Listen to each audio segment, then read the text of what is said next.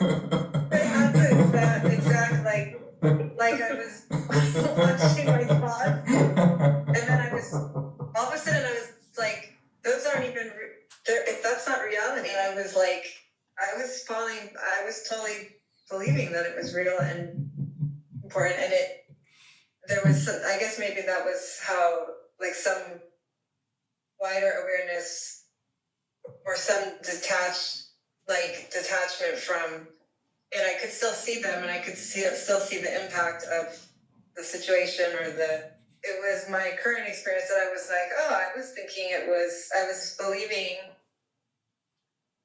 something that isn't true at all. But it was very, like, if I totally, fell for it again. Until I could just see it, like, from that game of changing the faces.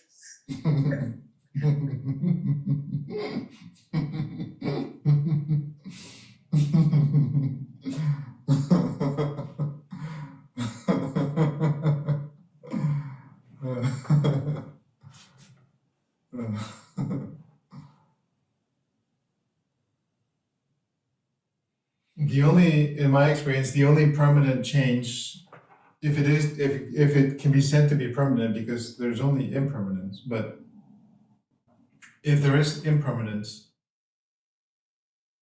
to somehow acquire independence from the process of identifying with thought objects is perhaps the only real permanence. What I mean is nothing else really matters or makes any difference. In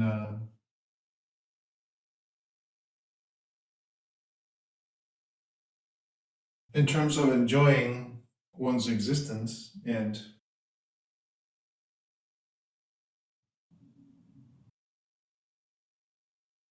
being of service to others to lighten their existence.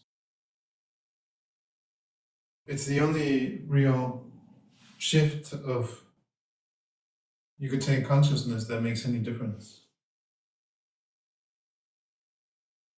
Whatever else anyone might acquire is subject to being destroyed again, because if the identification with what is called thinking has not taken place, then that will find a way to restart the dynamic of making the unreal real again.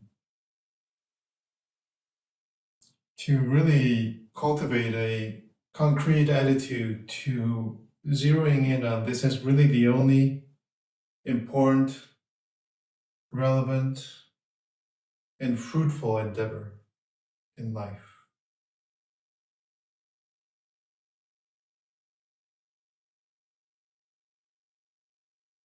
If our interest is to be. And being inevitably results in happiness, freedom from suffering.